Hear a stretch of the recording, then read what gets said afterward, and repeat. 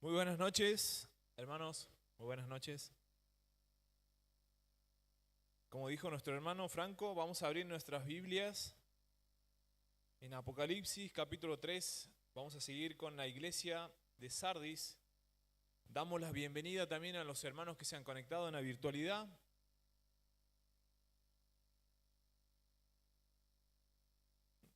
Gracias también lo he visto, a mi hermano Shaul, lo he invitado y ha venido. Es un hermano de iglesia de Calle Salta.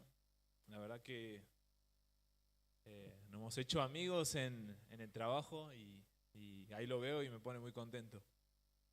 Eh, Seguimos con el estudio de las iglesias.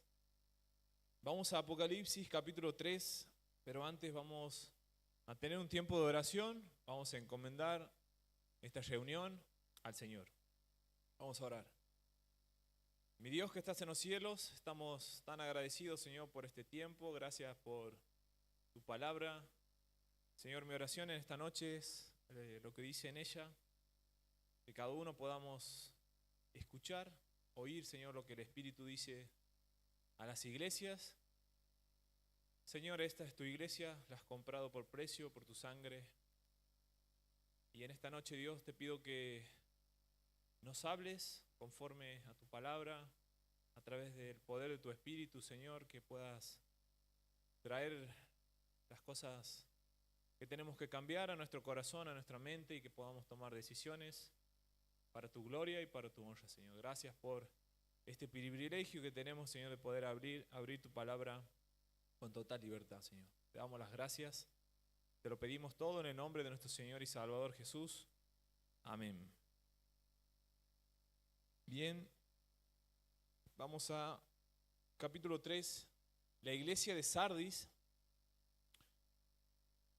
Vamos a leer el primer versículo que dice, versículo 1, escribe al ángel de la iglesia en Sardis, el que tiene los 7 espíritus de Dios y las 7 estrellas, dice esto. Sin duda este es el Señor Jesús, el Cristo resucitado, hablando a la iglesia de Sardis. Para entrar un poco en el contexto, Sardis era una ciudad muy rica, con una geografía medio difícil de entender. La palabra Sardis quiere decir dos pueblos. Tenía un sector bajo y un sector alto. La sección que estaba arriba del pueblo de Sardis era la antigua Sardis y en el valle era la nueva. ¿Por qué se arma una nueva ciudad? Porque arriba se había poblado mucho y los habitantes han bajado. O sea que Sardis se dividía quizás en dos, la parte de arriba y la parte de abajo.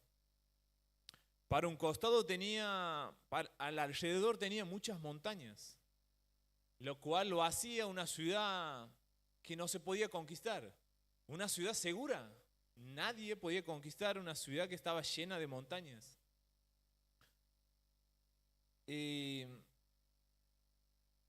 Una de las cosas que también corría un río, que dice que de ese río se extraía el oro, pepitas de oro. O sea que era una ciudad muy rica, una ciudad montañosa. Dice que ahí los historiadores, ahí se ha acuñado la primera moneda de oro. También se ha inventado lo que es el teñir la lana. Era una ciudad muy próspera económicamente, una ciudad segura. Era gobernada por el rey Creso, no es Queso, Creso. Y dice que esa ciudad, hay un escritor que dice que Sardis era el contraste entre el pasado esplendoroso y un presente ruinoso. ¿Qué es lo que había pasado aquí? Este rey había alcanzado el cenit, había alcanzado la ciudad próspera, rica, pero también la seguridad que ellos tenían. Ellos han sido invadidos por el rey persa, Alejandro Magno, la ha conquistado más adelante. Y en este mensaje nosotros vamos a ver 4 factores que conducen a la degradación espiritual, como esa iglesia se ha degradado, porque aquí nosotros vamos a ver cómo el Señor la confronta duramente a esta iglesia. Dice, escribe el ángel de la iglesia en Sardis: el que tiene los 7 espíritus de Dios es el Señor Jesús. Nombre la palabra 7 porque es el número de la perfección. Cuando dice, hablando de los 7 espíritus, está hablando de los 7 dones de Dios, de las 7 operaciones que tiene a través de su espíritu el Señor, la perfección de Dios. Y hoy pensaba que el Señor desea eso en nuestras vidas. El Señor desea la perfección, la madurez espiritual de nosotros. Y aquí Él se presenta como el que tiene los 7 espíritus y las 7 estrellas. Aquí cuando habla de estrellas está hablando a los mensajeros, está hablando a los líderes de la iglesia. Dice esto: la iglesia es del Señor. Eso es lo que está queriendo decir aquí. Y aquí el Señor la reprende duramente y le dice: yo conozco tus obras. Era una iglesia que tenía obras. Y siguiendo dice que tienes nombre de que vives y estás muerto. Sé vigilante y afirma las otras cosas que están para morir, porque no he hallado tus obras perfectas delante de Dios. Versículo 3, acuérdate pues de lo que has recibido y oído, y guárdalo y arrepiéntete, pues si no velas, vendré sobre ti como ladrón, y no sabrás a qué hora vendré por ti. Dice, el deseo del Señor es una renovación para escapar de la degradación espiritual en nuestras vidas. Vamos a ver 4 factores que conducen a la degradación espiritual, y la primera es las apariencias. Era una iglesia próspera, era una iglesia que había empezado pujante, era una iglesia que estaba bien alto, pero con el pasar de los tiempos ha caído. Por eso el Señor le dice: yo conozco tus obras, que tienes nombre, que aparentas tener nombre de que estás viva, pero estás muerto, le dice el Señor. Y era una iglesia de apariencias. Si me acompañan aquí lo tengo marcado.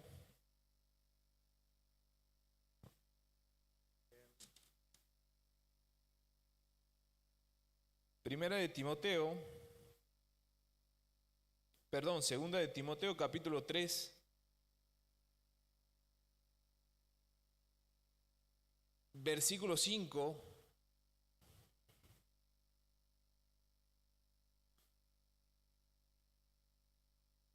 Dice que tendrán apariencias de piedad, pero negarán la eficacia de ella. A estos evita. Esta iglesia tenía apariencia de piedad, pero estaba muerta espiritualmente. Dice, la muerte a menudo tiene relación con el pecado, como por ejemplo la parábola del hijo pródigo.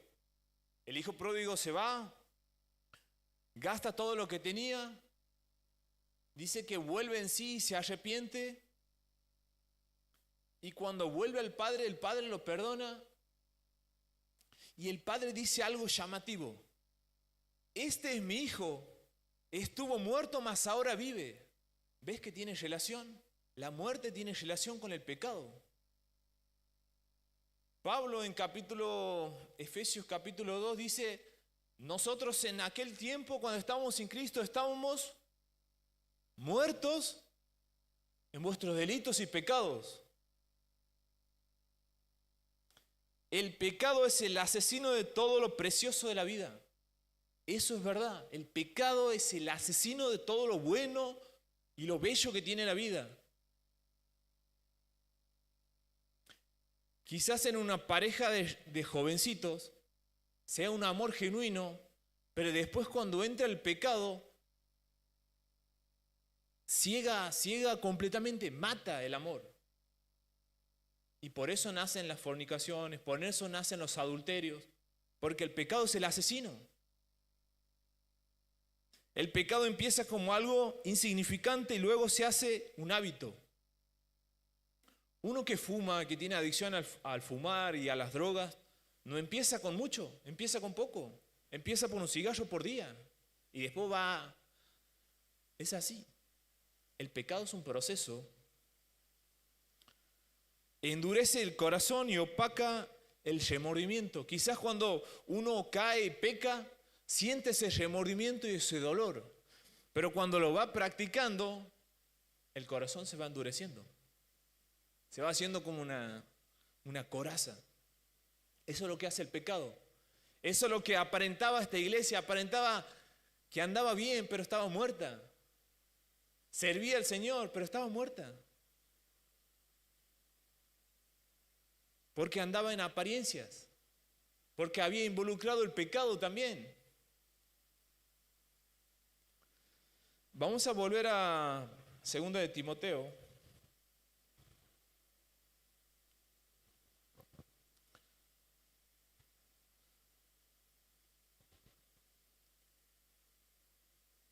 Dice el versículo 1, también deben saber esto, que en los postreros días vendrán tiempos peligrosos. Estamos en los postreros días.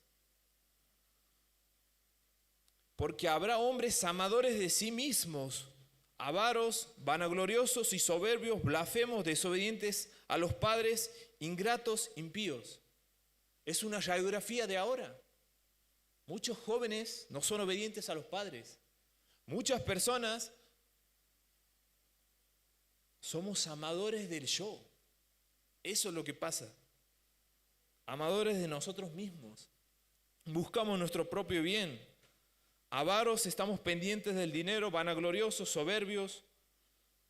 Esas son la misma palabra que usa en Santiago, que Dios resiste a los soberbios. Da gracias a los humildes. Blasfemos. Aquellos que hablan malas palabras, desobedientes a los padres, ingratos. Qué feo que es la ingratitud. Impíos, sin afecto natural. Nosotros estamos llamados a ayudar a las personas. Muchas veces hacemos la vista gorda cuando vemos en la calle quizás un joven o un niño para ayudarles. En vez de bajar el vidrio del auto y ayudarlo, subimos el vidrio y lo tapamos y ni lo miramos por las dudas. Quizás esa persona se ha acercado porque no tenía para comer, sin afecto natural. Implacables, esa palabra es medio que quiere decir aquellas personas que no tienen una tregua. Si vos tienes alguna diferencia con tu hermano o con tu hermana, habla aquella persona que es implacable en cuanto a no quiere dar tregua al perdón. En la vida cristiana, nosotros estamos llamados a perdonar. Pero cuando uno perdona, también está llamado a amar. Y yo te puedo poner un claro ejemplo de lo que me pasó a mí. A mí mi papá me abandonó 20 años. O sea, yo he crecido sin mi papá, han pasado 20 años y yo lo he conocido. Y yo lo he llegado a odiar a mi padre. Pero cuando yo le he perdonado, en mi corazón, porque yo sabía que el Señor quería eso, el Señor me dice, ahora lo tienes que amar. Y es impresionante porque cuando yo lo vuelvo a ver a Él, no había nada en mi corazón. No había remordimientos en mi corazón. Porque dice la palabra que Dios derrama su amor por medio del Espíritu. Y lo he podido abrazar. Y siempre cuando nos vemos en la calle, nos ponemos a charlar y nos abrazamos. Ese es el desafío. Calumniadores, intemperantes, crueles, aborrecedores de lo bueno, traidores, impetuosos, infatuados, amadores de los deleites más que de Dios. Y me llama la atención que nosotros amamos estos aparatos. Amén. Hoy me he fijado cuánto he pasado con el celular esta semana. Dice un promedio de 5 o 6 horas por día. Y después me pongo a pensar, si duermo 8 horas y estoy 6 horas con el celular, y poquito me queda para vivir, para no sé. Es que este aparato, si se utiliza para bien, es de bendición. Pero si se utiliza para mal, te roba todo el tiempo. Te roba el tiempo para Dios, para tu familia. ¿No le ha pasado muchas veces que cuando están hablando con alguien, la persona está así? Te está hablando a vos y está. Te escucho, te dice. No te escucha. Está ahí.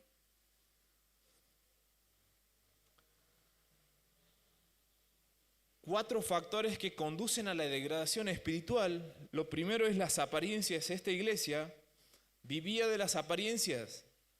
Apocalipsis, volvemos a Apocalipsis, capítulo 3. Esto eran cualidades de la impiedad.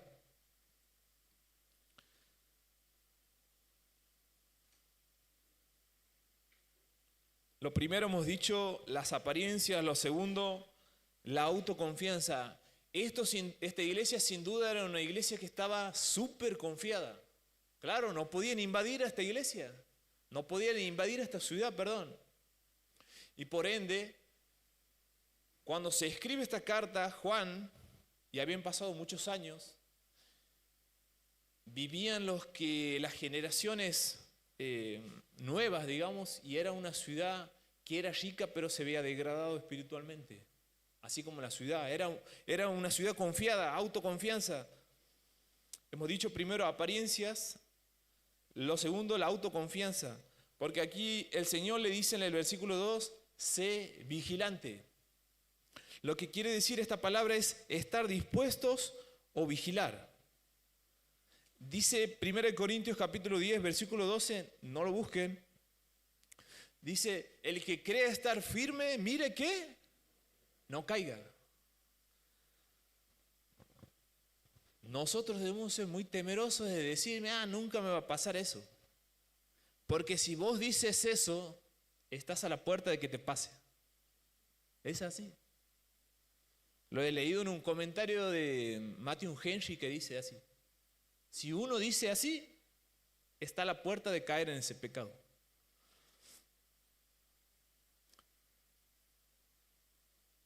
Aquí voy a nombrar la historia, es dificilísimo el nombre. La historia de Hierreodes. Así es. Es un soldado persa. ¿Qué es lo que pasaba? Sardis era una ciudad alta, un valle y la ciudad nueva. Todo era Sardis. ¿Qué es lo que pasa? La guardia de Sardis, digamos los militares de esa época de Sardis, quizás estaba con el celular ahí, mandando mensajes, estaba en TikTok o en YouTube y estaba haciendo guardia y dice que este soldado, que era persa, digamos, que era del otro bando, lo estaba viendo al soldado. Cuenta la historia que ese soldado allá arriba se le cae el casco rodando y él ve que se le cae por las grietas y el soldado ¿qué hace? Deja el celular, baja, toma su casco, mira y dice, nadie me está viendo, voy por mi escondite, por entre las grietas subo, me pongo el casco y sigo vigilando. Pero no se ha dado cuenta que este soldado persa lo había estado viendo. ¿Y qué ha hecho? Comunica a su rey y el rey dice, voy a dar dinero a una guarnición para que suban de noche y conquisten la ciudad. Ellos piensan que no lo vamos a conquistar así. Ya sabemos por dónde ir. Ya sabemos por dónde ir porque está el camino. Yo conozco, dice el soldado. Y dice la historia que de noche los persas van y conquistan y arrebatan la ciudad. Por eso aquí el Señor le dice, sé vigilante, estate atento, estate despierto, no seas como Sardis. Que estaban con los celulares, los soldados estaban durmiendo en las vigilias de la noche. Nosotros como cristianos debemos estar alertas. Sé vigilante y afirman las otras cosas que están para morir. Este quiere decir que en la iglesia había un pequeño remanente de fieles. Aquí el Señor le dice, hay personas fieles todavía en iglesias. El Señor tenía esperanza porque es un Dios de esperanza. Dice, porque no he hallado tus obras perfectas delante de Dios. La autoconfianza lo ha llevado a esa iglesia a decaer. Pensaban que estaban bien, pero estaban mal. Nosotros debemos vigilar. Vamos a buscar algunos versículos. Voy a ayudar aquí con el celular. O no sé si me pueden ayudar por la pantalla. Vamos a 1 de Pedro capítulo 5 versículo 8.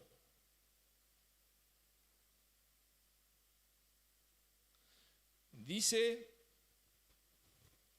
sed sobrios sí, porque vuestro adversario el diablo como león rugiente anda alrededor buscando a quien devorar. Nosotros como cristianos tenemos esa batalla espiritual con Satanás. Sed templados, dice aquí esta traducción, y velad, dice. Nosotros como cristianos tenemos que estar atentos ante el enemigo que es Satanás. Porque nuestra lucha no es contra sangre ni carne, dice la Biblia, sino contra huestes, contra demonios, contra Satanás. El cristiano debe estar alerta ante las artimañas de Satanás. Después el cristiano debe estar alerta ante la tentación. Dice el Señor, el espíritu a la verdad está presente, más la carne está débil. El Señor le dice a sus discípulos, estén aquí, yo voy a orar allá, pero acompáñenme en oración, velen conmigo en oración. Y cuando viene el Señor, ¿qué los encuentra? ¿Cómo los encuentra? Durmiendo. No estaban velando. Debemos velar en oración. Por eso aquí el Señor le dice, sé vigilante, mantente orando. Querido joven y querida jovencita, si vos no estás orando, no te estás manteniendo firme, no estás siendo vigilante, el diablo va a arrasar con tu vida espiritual, con tentaciones. El cristiano debe estar alerta a las falsas enseñanzas. Hechos capítulo 20, versículo 29.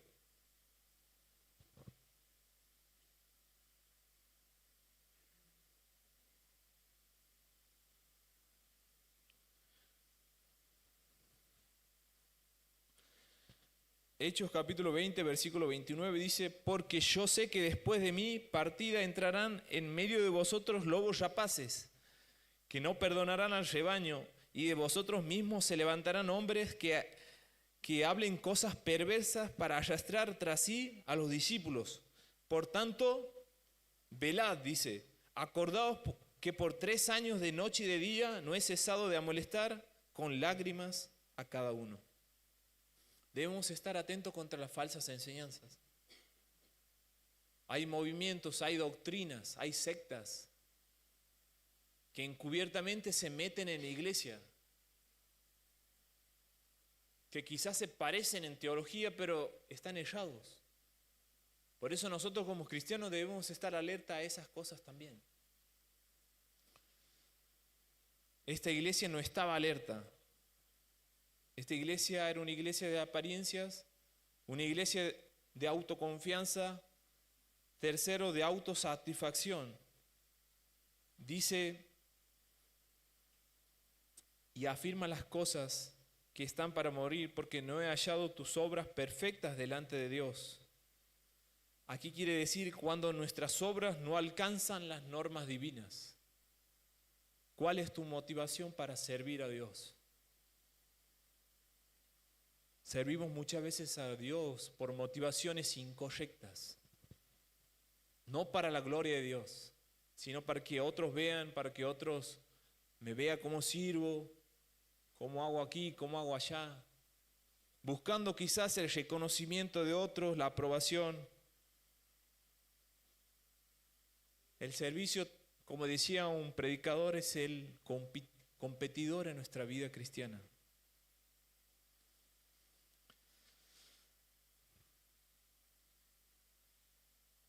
La autosatisfacción. Y por último, el cuarto dice la autoconmiseración. Hoy cuando leía el versículo 4 que dice, pero tienes unas pocas personas en Sardis que no han manchado sus vestiduras y andarán conmigo en vestiduras blancas porque son dignas. Cuando he leído esas pocas personas me ha llevado a Elías, al profeta. Un profeta del Antiguo Testamento que ha hecho grandes cosas para Dios, ha enfrentado muchas cosas peligrosas y ha tenido muchas victorias, pero después se encuentra en una cueva, solo, desanimado, con ganas de morirse. Y el Señor le dice, Elías, ¿estás aquí vos? Sí, le dice Elías. Vamos a buscarlo, vamos a buscar Primera de Reyes, capítulo 19, versículo 14. Dice que Elías le respondió al Señor, he sentido un vivo celo por Jehová, Dios de los ejércitos, porque los hijos de Israel han dejado tu pacto, han derribado tus altares y han matado a espada a tus profetas y solo yo he quedado, dice Elías, y me buscan para quitarme la vida. Esa es la autoconmiseración. Elías dice, yo solo nomás sirvo al Señor. Solamente yo no me he quedado. Yo he sido el único fiel, dice Elías aquí. Y el Señor le dice no. Mira lo que dice el 18. Y yo haré que queden en Israel 7,000, cuyas rodillas no se doblaron ante Baal y cuyas bocas no lo besaron. El Señor le tapa la boca a Elías y le dice, no estás solo. Hay personas todavía que no se han arrodillado ante esos dioses paganos. La autoconmiseración es cuando un hermano no te manda un mensaje y vos dices, no me mandó un mensaje. ¿Será que no le importo a alguien? No debemos caer en eso. Servimos a Dios. Está bueno que se acuerden de vos. Está bueno que te manden un mensaje de ánimo, porque muchas veces estamos mal. Muchas veces estamos dolidos, estamos en pruebas. Pero debemos decir, como Pablo decía, quizás me sienta solo, pero el Señor está conmigo.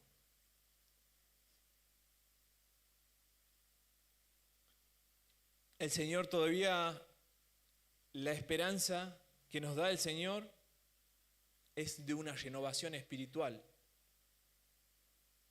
Vamos a ver la contraposición de esto. Son 4 acciones que vamos a ver rápidamente. 4 acciones para una renovación espiritual. El Señor no nos deja en banda. El Señor siempre nos da qué hacer. Dice lo primero, acuérdate. Versículo 3 dice, acuérdate pues de lo que has recibido y oído. Acuérdate del día que vos has tomado decisión por Cristo. Ese es el punto de partida que nosotros debemos ir. Acordarnos de nuestro primer amor allá, cuando hemos conocido al Señor. Debemos mantener vivo ese recuerdo, no dejar nunca que se nos olvide. Segundo, ama. Dice el Señor, acuérdate pues de lo que has recibido y oído y guárdalo. No lo guardes en el cajón. Aquí la palabra guardar es, ama a Dios. Busca a Dios por medio de la palabra, por medio de la oración, por medio de venir a la iglesia. Y dice después, arrepiéntete. Esta palabra arrepentirse o arrepiéntete es el cambio de mente. Ibas para allá, tienes que cambiar, tomar otro camino. Es decir, algo que ocurrió, pero también que debemos hacerlo ahora. Y si nosotros estamos pasando por alguna de estas cosas, quizás el Señor ha traído a tu mente, a tu corazón, de lo que hemos estado hablando recién, de apariencias, de autoconfianza, de autosatisfacción, de autoconmiseración. Debemos arrepentirnos. Debemos decirle, Señor, no quiero esto para mi vida. Me arrepiento. Necesito que cambies mi corazón. Y cuarto, por último, dice, pues si no velas, vendré sobre ti como ladrón y no sabrás a qué hora vendré sobre ti. Hace referencia a lo que hemos hablado recién del soldado.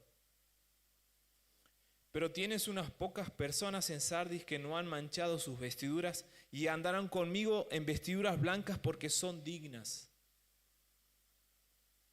En la corte persa, en la antigüedad, dices que los reyes a los favoritos los sacaban y los hacían pasear en los jardines reales con las vestiduras. Y lo cuarto que tenemos que hacer es andar con Dios. Andar con Dios es caminar con Dios. Enoc es un claro ejemplo de cómo alguien caminó con Dios aquí en la tierra. A Enoc se lo conoce porque con algo sencillo. Enoc caminó con Dios, pero también caminó allá arriba. Caminó en la eternidad.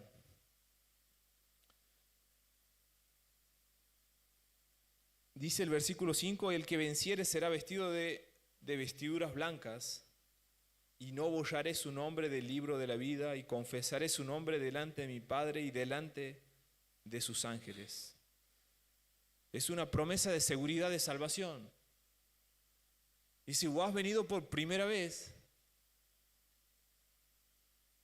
que escuchas la palabra de Dios, y si no has confiado en el Señor, tu nombre no está escrito en este libro de la vida. Y si vos crees, te arrepientes, recibes al Señor como tu Salvador personal, dice la promesa, y no borraré su nombre del libro de la vida. Es más, dice el Señor Jesús, y confesaré su nombre delante de mi Padre y delante de sus ángeles. El que tiene oído, oiga lo que el Espíritu dice a las iglesias. Oír no es oír por oír. Aquí la palabra es obedecer. Nosotros debemos obedecer. Hoy escuchaba de un hombre que tenía un reloj grande, con agujas de oro, precioso en su casa, pero que dice que de un momento a otro ha dejado de andar. Y que ha venido una persona, y pasó mucho tiempo, y ha venido una persona y estaba admirada de ese reloj. Y no puede creerlo, es un reloj grande, antiguo, con las agujas de oro. Y la persona esta le pregunta qué costoso que debe ser, qué hermoso que es.